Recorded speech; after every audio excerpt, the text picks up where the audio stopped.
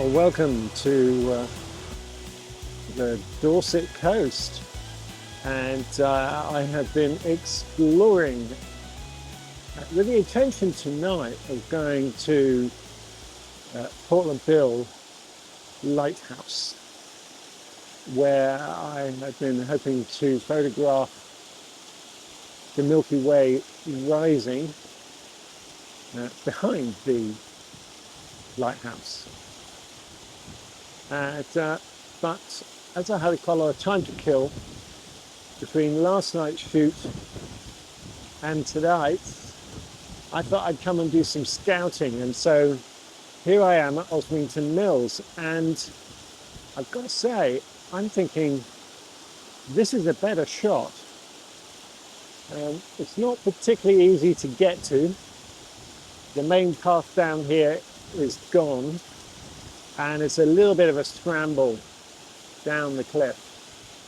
But the Milky Way will arch across here tonight in the wee hours between about 2 o'clock, between about 3 o'clock and 5 o'clock. And I think this could be a really nice shot. And so I think this is what I'm going to go for. I might just take a long exposure shot right now in daylight as I'm here. And, well, long exposure and normal. It's a bird blue sky, so it's might as well. I've got some time to kill. So sadly, I just spent a few minutes talking to myself, thinking that I was recording to camera, but apparently I wasn't. So what I was doing just now, which I thought I recorded to camera but didn't, was me setting up the camera down here to the left of these falls, down here somewhere, and looking this way to where the Milky Way will rise on the horizon. And so I've taken 3 shots. I've taken one at 1/25th of a second, one at 1/3 of a second, and one at 4 seconds, using my nice little filter set from K&F Filters, which I've got to say I'm getting more and more impressed with.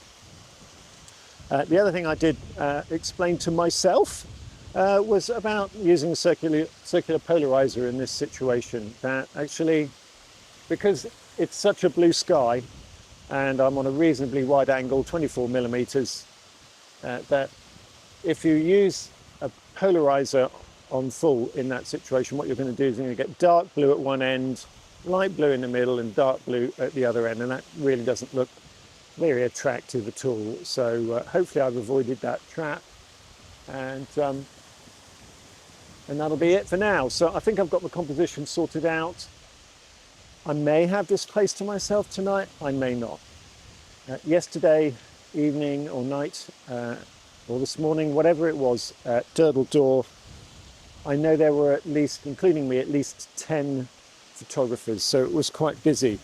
This place is much less of a draw and much less accessible, but if there is anyone else here, there's really only one place to shoot from. So we'll see. Will I get it to myself?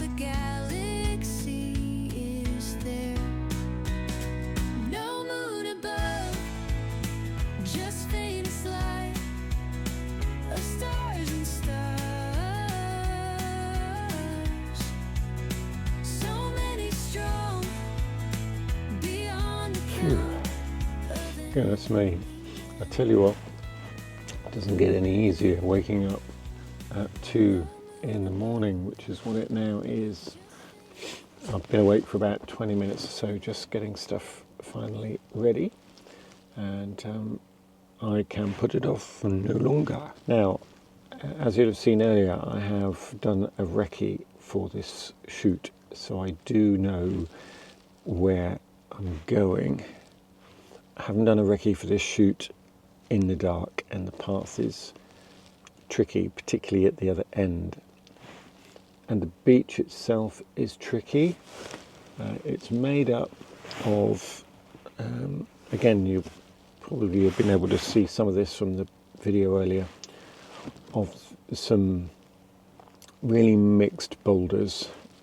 Anything from stuff about a quarter the size of this van to fine pebbles, but mostly stuff that is about half the size of a football to the size of a football.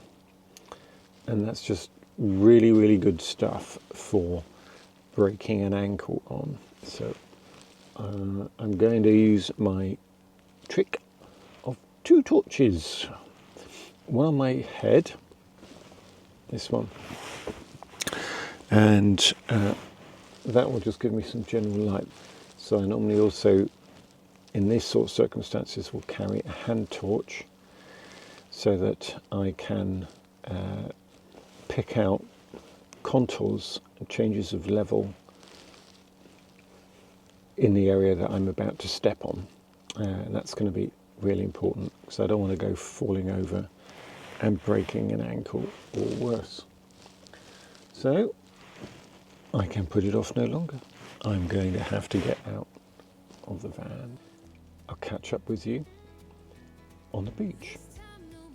So we have 2 pieces of good news. The first is that it's clear, and I'm not sure quite how far down to the horizon it's clear, but it looks pretty clear. I haven't done any test shots yet, I haven't set up yet, so I'm about to do that.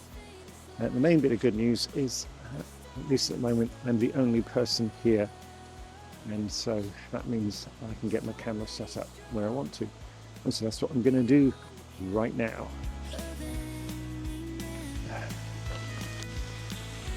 Moments like this, that a bit of muscle memory of knowing how to use your gear in the dark is really useful. Right, I'm going to start off with the 15mm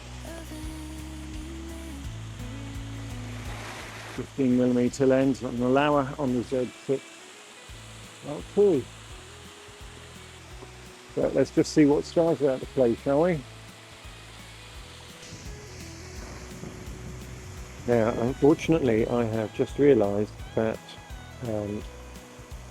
most of what I have done to camera tonight is probably going to be unusable because my microphone timed out quite a long time ago.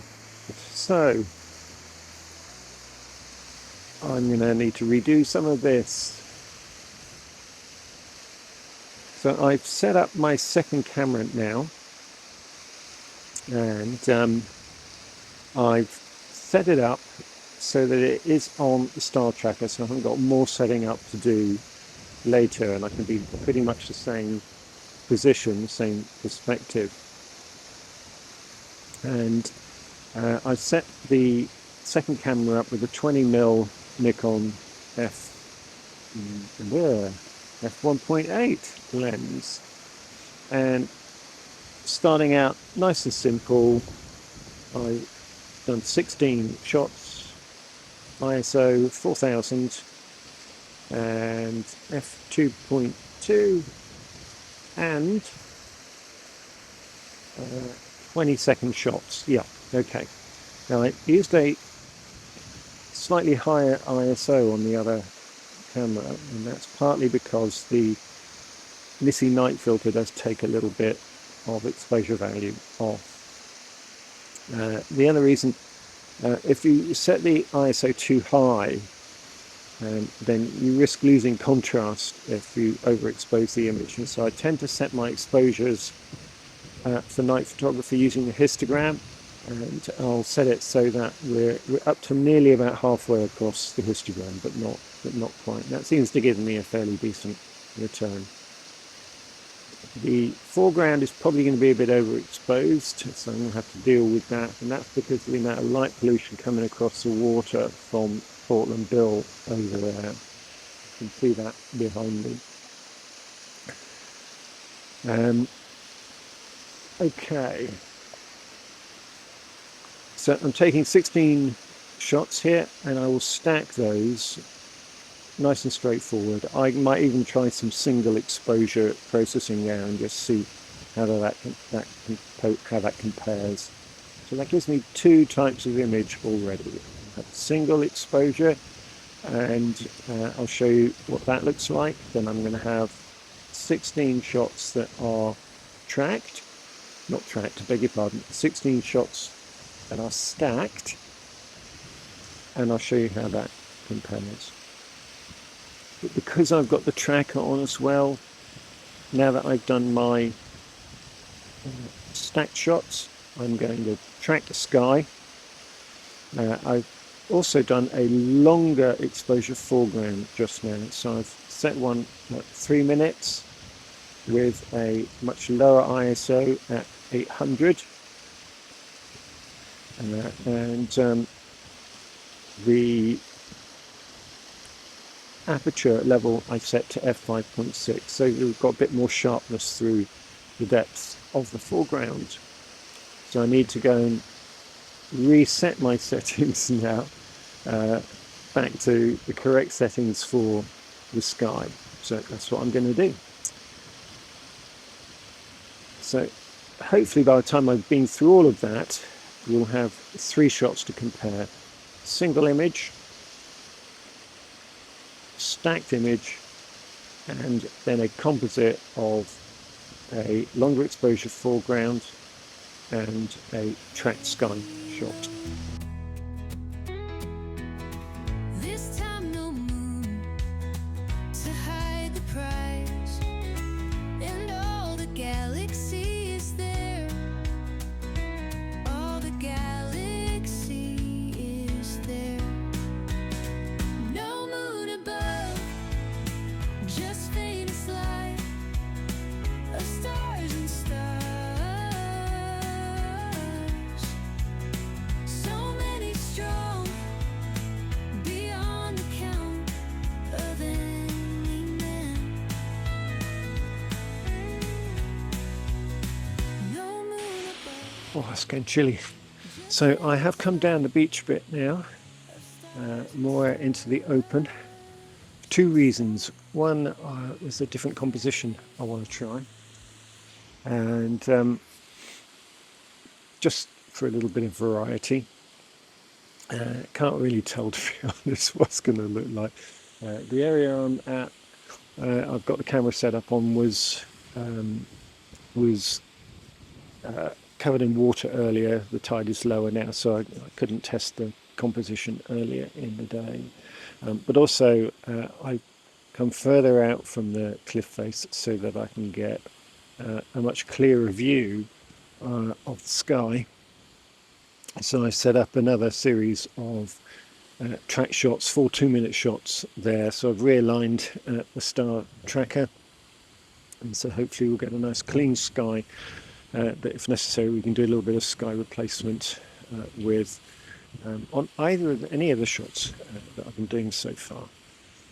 We've got about 20 minutes at most of playtime left, and so once these track shots are done, I'll just be into manic mode for just normal stack shots for this other composition that I want to do.